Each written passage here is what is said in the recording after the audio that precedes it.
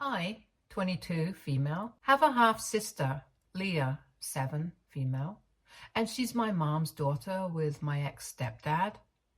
It sounds complicated, I know, but let me explain.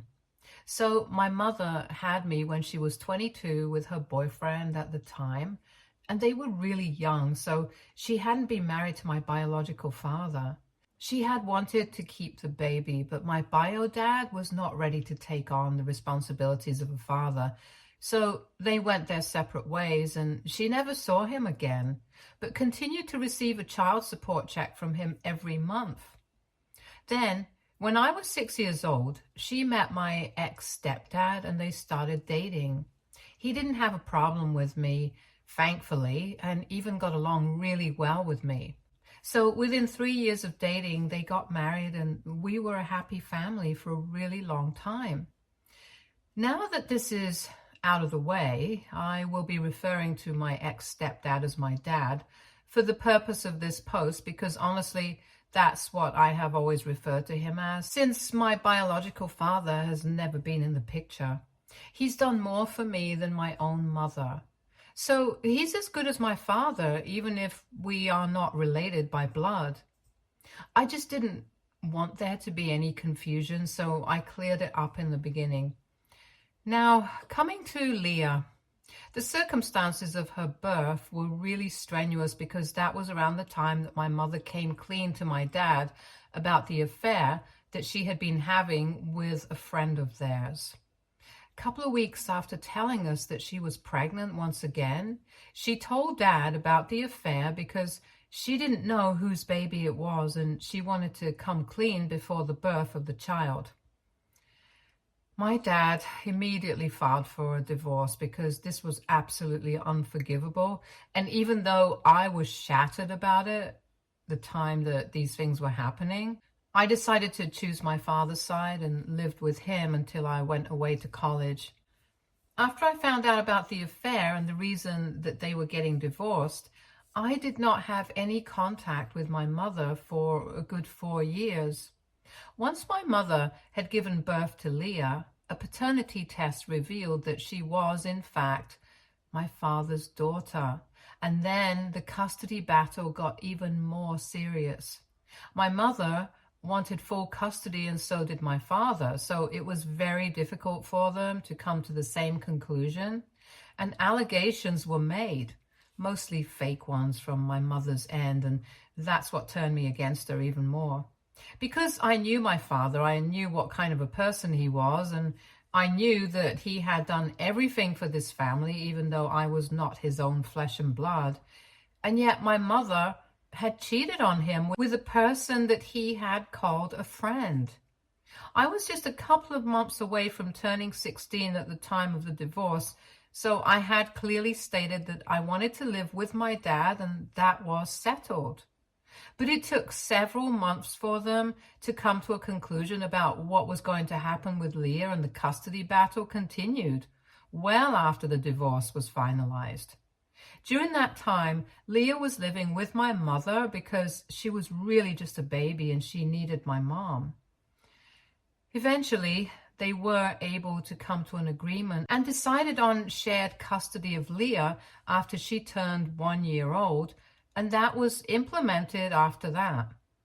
So I was able to bond with Leah 1 year after she was born, but I only started speaking to my mother again a couple of years back. We reestablished contact about 4 years back while I was still in college because she had had a major health scare and I was afraid that I was going to lose her.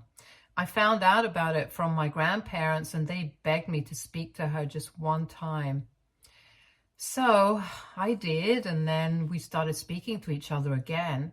Of course, I discussed it with my father first, and he told me that he was fine with it because I was an adult and I could make my own decisions. He was also not the kind of guy who would use a child against their mother to punish them. Anyway, 4 years later now, I wouldn't say that we are the way that we used to be, but I am at least on speaking terms with my mother, and I occasionally do meet her too. I graduated last year and I got a job soon after, so I've been living in an apartment that I share with my roommate and friend from college since then. Last week, my mom dropped Leah off at my place and said that she was going to go out on a date after a really long time. And unfortunately, her sitter had bailed at the very last minute because the woman was out sick. My grandparents were not in town and my dad was away on a business trip as well. So he couldn't take care of her either. And she told me not to mention any of this to him because she didn't want him to know that she was going out on a date. And the story checked out, so I did not find anything suspicious. She told me that she expected me to take care of Leah for a couple of hours and that she would be back by night to pick her up.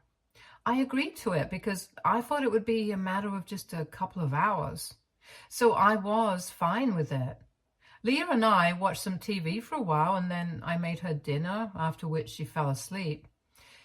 It was around 9 at the time, and I waited for about 2 more hours before finally calling my mother up to ask where she was because it was getting really late and I had work the next day. But when I called her, it went straight to voicemail. I started panicking, so I called her a couple more times. She finally picked up on the 5th phone call and told me that I needed to stop spamming her. And when I asked her where she was, she told me that she was going off on her honeymoon because apparently she had secretly gotten married to her boyfriend a couple of weeks back. And now she wanted to enjoy herself for a bit. I was speechless because that was not the reply that I had been expecting. I just thought that she had been caught up in traffic or something.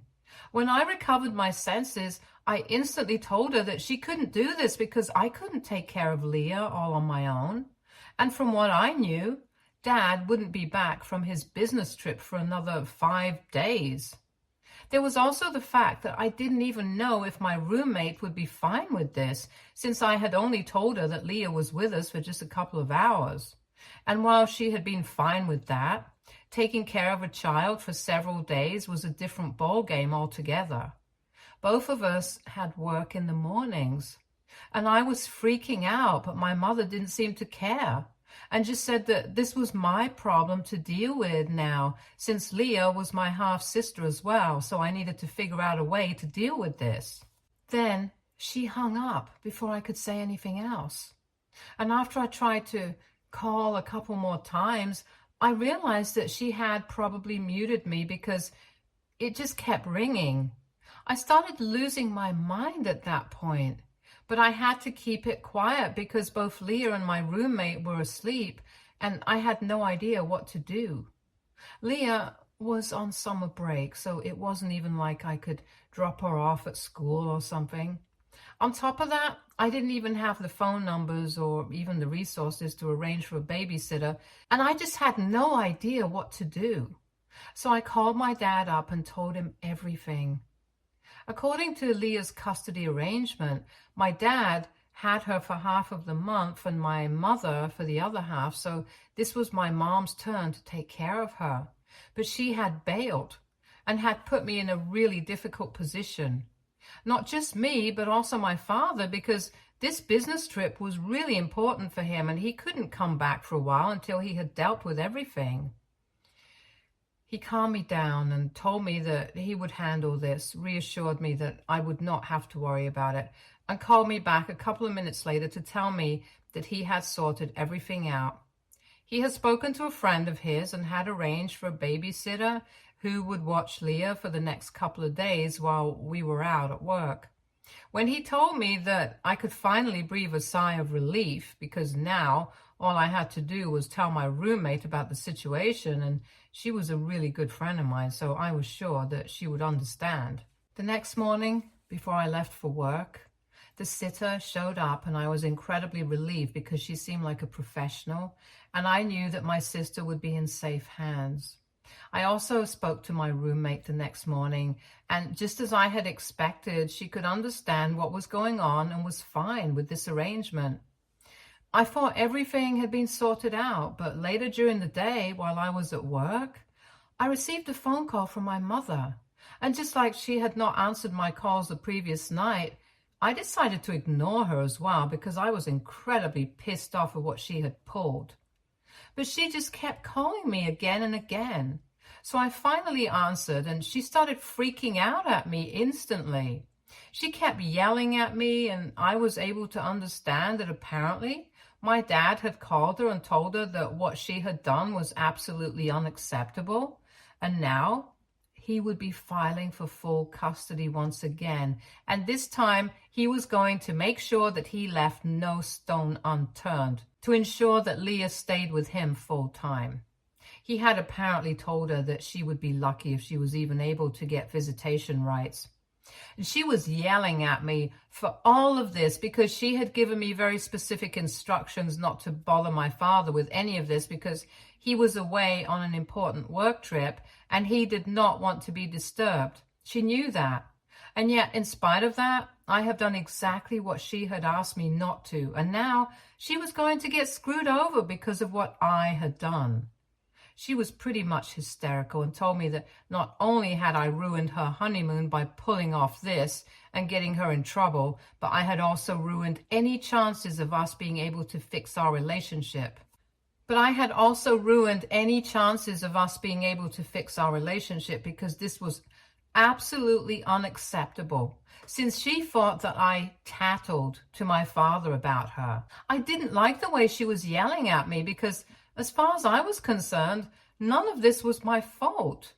She had been extremely inconsiderate and had just pawned her daughter off on me because she was too lazy of a mother to think about her children and only cared about herself and her enjoyment.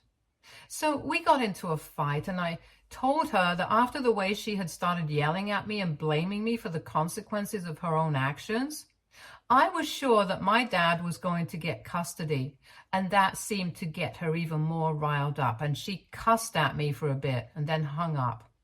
I thought that that would be the end of it and even blocked her because I was really pissed. But in the evening, she called me up once again from her husband's phone. But it was not to yell at me, but to apologize and practically beg me to fix this situation. When I heard her voice on the other end, I was about to hang up, but she begged me to at least hear her out and decided to give it a chance against my will.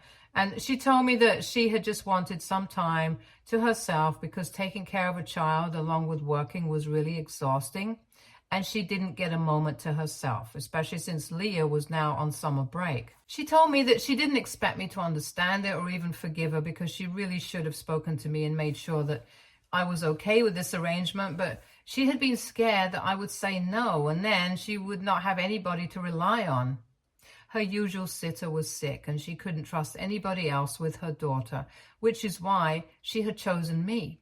And then she explained that the reason she hadn't told me anything about her secret boyfriend or about her marriage for so long was because she was afraid that I would stop speaking to her once again, just like I had back when she was getting divorced, and she did not want to lose me once more. She was wrong, but she just wanted me to help her out one last time, because if there was anybody who could talk to my dad and fix this, it was me. But at the time, I was still very pissed off, so I said that she probably deserves to lose both me and Leah because of her behavior, and told her there was nothing that I could do to help her out. Then I hung up and blocked that number as well. Since then, I have been receiving messages from fake accounts on social media with my mom telling me that what I'm doing is not right and that the statement that I made about her deserving to lose both her daughters was really incredibly hurtful. And I thought about it, and I do feel kind of bad. However, given the circumstances, I also do think that she's making this way harder than it needs to be. I'm feeling a bit conflicted right now, so I'm here to ask for any help or advice. So AITA for telling my mother that she deserves to lose her daughters because of the way that she has been behaving. Update 1. Hi, thank you so much, you guys, for all the advice in the comments. So I realized that the more that I think about the situation, the worse I'm going to feel about it. So I decided not to think about it at all. I had already blocked my mother, and she had no way of reaching out to me other than making several accounts on social media. I decided to block a couple of accounts that she had made and then decided not to open any new messages from anyone that I didn't already know. That way, I can keep my mind off of things. I also spoke to my dad about what he was doing regarding the custody situation, and he told me that he had made up his mind about it and there was no changing it. So I told him that I actually think it's the right thing to do because my mother has made sufficiently clear several times that she couldn't care less about the well-being of her children. And to her, the only thing that matters is whether she herself is happy or not. We can go take a hike for all we want. And after speaking to my dad about this, I also got to find out a lot of other things that I did not know before. Like, it's not just this particular one-off incident that has forced him to make this decision about filing for full custody. He had apparently been considering it for a really long time because a couple of months back, he found out from Leah that she had been left with the sitter for most days because her mother would just be out all the time. When confronted about it, my mother said that she was busy with work, but now he thinks that it was probably her boyfriend that she was busy with and not work. There were other reasons as well, like how the school that she went to had informed him that they had noticed that in the past couple of months where Leah would regularly attend school in the first half of the month, but there would be several unexplained absences in the second half, and they wanted to make sure that everything was right at home. Leah had explained that she and her mother occasionally slept in because my mom gets too lazy to take her to school on some days, and it had been fine initially, but I don't think that skipping school for almost 5 or 6 days in 2 weeks is fine. Even after all of this, my father had been willing to look past what my mother was doing just because Leah seemed to be happy with this arrangement so far. But now, my dad also had to think about the future and about some sense of stability in Leah's life because he did not want her growing up thinking that whatever my mother was doing was right. And I am completely on his side. She used to be a really proactive mother when I was little, but I guess age really does change you. Anyway, he's going through with what he had promised her and is going to file for full custody after he has his lawyers draw up the papers once he's back. Update 2. Hi, so my dad finally returned from his business trip today and picked up Leah in the morning. She was very happy to see him, but she was kind of upset that she was going to have to leave because apparently she really enjoyed living with me and my roommate. Both of us were really happy that she had enjoyed spending time with us, and we have been considering having her over more often because this was really not as difficult as I had thought it would be. And even my roommate seems to like Leah a lot. She really brightens up the house. Anyway, now that my dad's back, he's going to file for full custody with his lawyer. He wanted to be there in person when he did that because he wanted to go over the paperwork personally to answer you guys who are asking why he didn't just get his lawyer to do it for him while he was away. I haven't heard from my mother yet. There has been absolute silence from her end after I started ignoring all the messages that she was sending from all those fake profiles. I guess she realized that talking to me was pointless because I was not going to side with her. Also, a lot of you guys were speculating if the person that she is married to currently and has been with for the past couple of months is the same person that she had cheated on my dad with. And no, to answer that, it's not him. The guy that she had an affair with earlier had left the country a year after my parents' divorce. So this has got to be a different person. Anyway, it's really none of my business who she's married to, and my dad wouldn't care about it either. But now he is worried because if he doesn't succeed in getting full custody of Leah, this person might become a part of her life as well. So it's imperative for him to know what kind of a person she's been involved with. But that's something that he's not going to worry about since now the legal proceedings have not even started yet. And I personally really think that he stands a strong chance to get full custody. So yeah, fingers crossed. Update 3. Hello. A couple of days have passed since my last update, and my mother probably came back yesterday because she showed up at my place, and from the looks of it, She had taken a cab right from the airport as soon as she had landed. I could see through the peephole that she also had another man standing beside her when she rang the doorbell, and I could barely recognize him. Of course, I told her to go away almost immediately because, first of all, it was the weekend and I really wanted to relax after working hard the entire week, and I did not want to waste my time arguing with her. Secondly, there was literally nothing that she could say or do to make me change my mind about speaking to my father and get him to back down from filing for full custody. You screw up, you face the consequences. That's just how it goes. And most importantly, my roommate was at home and she had been out drinking the previous night, so she was nursing a terrible migraine and a hangover. I did not want to bother her with any loud interactions with my mother. So I told my mom to go away, but obviously she did not. She ordered me to open up and took a tone with me that can only be described as commanding. I was really taken aback because the last time that I had spoken to her, she was bugging me to take her side, but now she had pulled a full 180.